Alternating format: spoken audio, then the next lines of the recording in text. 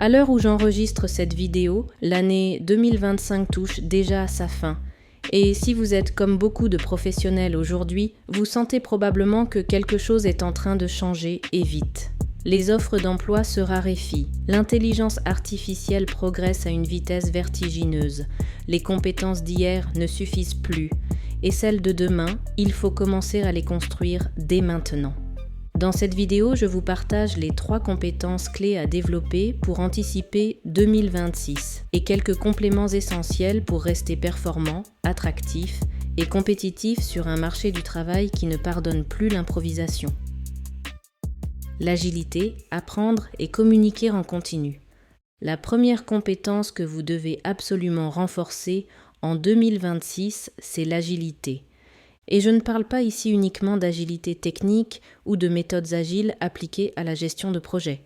Je parle d'une agilité humaine, cognitive et relationnelle. Une agilité globale qui vous permet de vous repositionner rapidement, d'absorber les chocs et de continuer à progresser même dans l'incertitude. Pourquoi est-ce aussi important aujourd'hui ? Parce que nous vivons dans un environnement professionnel en transformation permanente.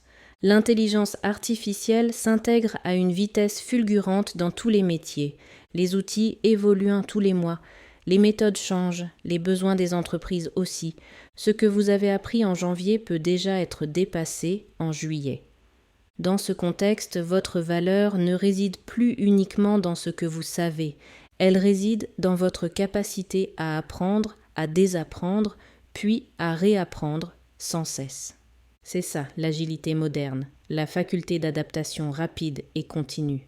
Et cela implique plusieurs choses très concrètes. Être en veille constante sur votre domaine, tester de nouveaux outils sans attendre qu'on vous y oblige, remettre en question vos façons de faire et accepter l'idée que vous ne serez jamais arrivé. Mais cette agilité ne s'arrête pas au champ de l'apprentissage. Elle touche aussi à votre capacité à bien communiquer dans l'instabilité. Aujourd'hui, il ne suffit plus de maîtriser un savoir. Il faut aussi être capable de le transmettre, de collaborer dans des environnements hybrides, parfois à distance, parfois dans l'urgence. Cela veut dire s'exprimer avec clarté, même sur des sujets complexes, écouter activement, même dans un climat tendu, maintenir des relations professionnelles fluides, même quand les repères changent. En d'autres termes, vous devez devenir un professionnel mobile, apprenant et lisible. Quelqu'un qui sait évoluer dans un monde flou tout en restant cohérent et fiable. Quelqu'un qui ne panique pas devant l'imprévu, mais qui le transforme en terrain d'expérimentation. L'agilité est aujourd'hui l'équivalent de ce que la maîtrise d'un logiciel était dans les années 2000. Non pas un avantage, mais une nécessité. C'est le socle sur lequel reposent toutes les autres compétences à venir. La collaboration, sortir de la compétition, entrer dans l'interdépendance. La deuxième compétence incontournable pour 2026, c'est la collaboration et plus encore, la capacité à fonctionner dans un modèle d'interdépendance. Pendant longtemps, le monde professionnel a glorifié la performance individuelle, la compétition, le chacun pour soi, qui réussit grâce à son talent personnel et à sa volonté farouche. Mais ce modèle a atteint ses limites. Aujourd'hui, la complexité des défis à relever, que ce soit dans l'innovation, la transition écologique, la gestion de crise ou l'intelligence artificielle, nécessite des intelligences collectives. Plus personne ne réussit seul. Les entreprises recherchent désormais des profils capables de co-construire, d'échanger, de co-innover. Et cela exige de développer un tout nouveau rapport à l'autre, sortir du rapport de force pour entrer dans une dynamique gagnant-gagnant. Le paradigme du win-win. La collaboration moderne, ce n'est pas juste bien s'entendre ou faire preuve de diplomatie, c'est être capable de créer de la valeur ensemble, se montrer ouvert, mais exigeant, faire passer le projet commun avant l'ego individuel, résoudre les tensions sans fuir le conflit, donner du feedback utile et en recevoir sans se défendre, c'est un état d'esprit à part entière. Dans cette logique, la posture du solopreneur, du loup solitaire ou du collaborateur ultra-indépendant n'est plus viable. En 2026, vous devrez savoir vous connecter rapidement à d'autres profils, créer des alliances, intégrer des équipes transverses ou encore gérer des projets multiculturels. Pour cela, certaines soft skills deviennent stratégiques. L'écoute active, pas simplement entendre, mais comprendre l'autre sans chercher à répondre tout de suite. L'empathie professionnelle, identifier les besoins implicites, les signaux faibles.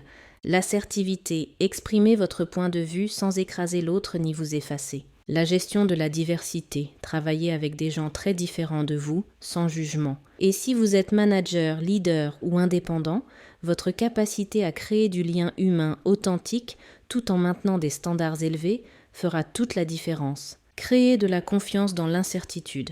Car dans un monde incertain, ce qui fait tenir une organisation ou un collectif, ce n'est plus la structure ni même la stratégie, c'est la qualité des relations, le niveau de confiance, la fluidité de la circulation d'informations et d'émotions. Développer vos compétences collaboratives, c'est donc construire un capital social solide, durable et actif.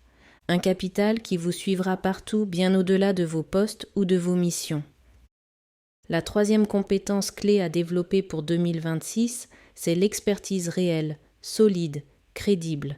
Et j'insiste, on ne peut plus faire semblant. Pendant des années, beaucoup ont pu naviguer avec des titres flatteurs, des présentations bien léchées sur LinkedIn, des discours bien rodés. Mais aujourd'hui, et encore plus demain, le vernis ne suffit plus. Pourquoi ? Parce que nous sommes entrés dans l'ère de l'exactitude. Dans un monde saturé d'informations, inondé de contenus générés par l'IA, l'exigence envers l'expertise humaine a explosé. On n'attend plus de vous que vous ayez une opinion, on attend que vous sachiez résoudre des problèmes complexes, avoir une méthode éprouvée, produire un impact mesurable, prendre des décisions basées sur des faits, pas sur de l'intuition floue. La superficialité est devenue visible. Les clients, les recruteurs, les partenaires, tous deviennent plus sensibles à la profondeur. Ils posent plus de questions, ils recoupent les informations, ils veulent des preuves de compétences, pas des affirmations. Et face à une intelligence artificielle qui peut produire du texte, des idées, des images, vous devez pouvoir offrir ce qu'aucune machine ne peut simuler réellement. L'expérience, le discernement, la nuance, la responsabilité. Cela signifie que vous ne pouvez plus vous reposer sur vos acquis. Un diplôme obtenu il y a 10 ans, une fonction occupée pendant 5 ans ou une ancienneté dans un domaine ne suffisent plus. Il faut continuer à apprendre, à affiner, à documenter vos pratiques. Comment bâtir une expertise durable ? Voici quelques leviers concrets. Choisir un domaine précis et s'y spécialiser profondément. Partagez régulièrement ce que vous apprenez ou expérimentez. Cela renforce votre crédibilité. Travailler sur des cas réels avec du feedback terrain. Construire un portefeuille de preuves, projets réalisés, clients accompagnés, résultats chiffrés, publications, témoignages. L'expertise n'est pas un titre, c'est un capital vivant que vous devez alimenter et démontrer. Et bonne nouvelle, dans ce monde qui remet tout à plat, les vrais experts vont se détacher très vite. Pas ceux qui parlent fort, mais ceux qui maîtrisent leur sujet en profondeur et savent le rendre utile. Compétences complémentaires à développer. En plus des 3 piliers que nous venons d'explorer, l'agilité, la collaboration et l'expertise, il existe des compétences transversales qui vont faire toute la différence à partir de 2026. Ce sont des métacompétences. Elles ne dépendent d'aucun métier spécifique, mais renforcent toutes les autres. Voici les 4 principales à cultiver dès maintenant. Premier, l'intelligence émotionnelle. Dans un monde de plus en plus numérique, ce sont les compétences humaines qui vont vous différencier. L'intelligence émotionnelle, ce n'est pas seulement être gentil ou empathique.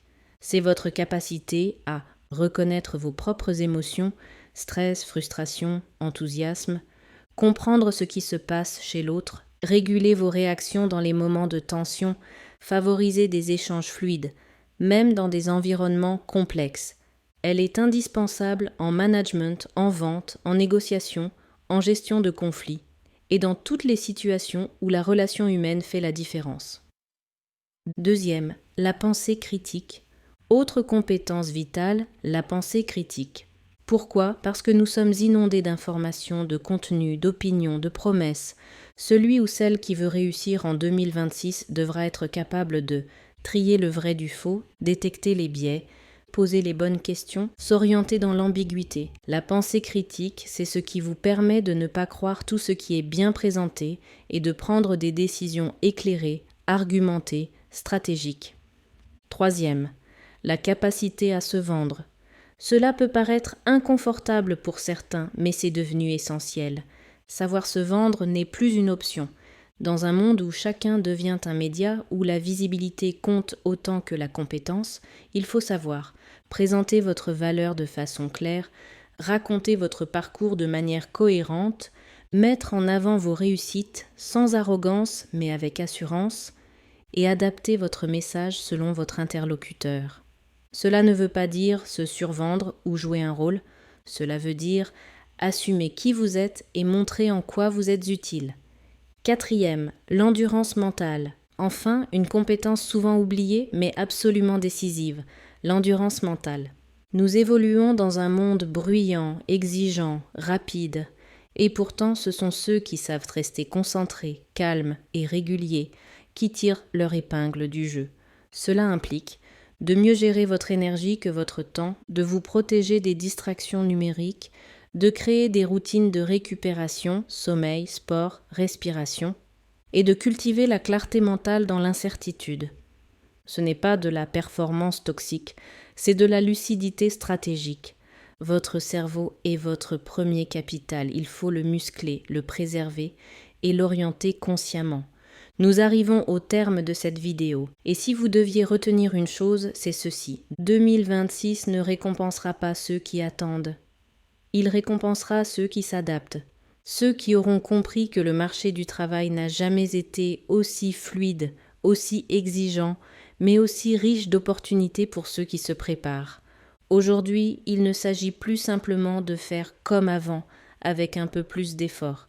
Il s'agit de se transformer intentionnellement dès maintenant, en devenant plus agile, capable d'apprendre et de réagir vite, en devenant plus collaboratif, orienté solution, co-construction et intelligence collective, en devenant véritablement expert, reconnu pour votre savoir-faire réel et utile, et en renforçant des qualités transversales comme l'intelligence émotionnelle, la pensée critique, la capacité à vous positionner clairement et l'endurance mentale face au chaos ambiant. La bonne nouvelle, tu as le temps, mais pas de temps à perdre. Commence aujourd'hui un livre, une formation, une conversation stratégique. Chaque action compte et l'effet cumulé jouera en ta faveur si tu commences maintenant. Si cette vidéo t'a donné de la clarté, de l'énergie ou une envie d'évoluer, pense à t'abonner. Et dis-moi en commentaire, quelle est la compétence que tu as décidé de prioriser pour 2026 ? Merci d'avoir été là jusqu'au bout. Prends soin de toi et à très bientôt.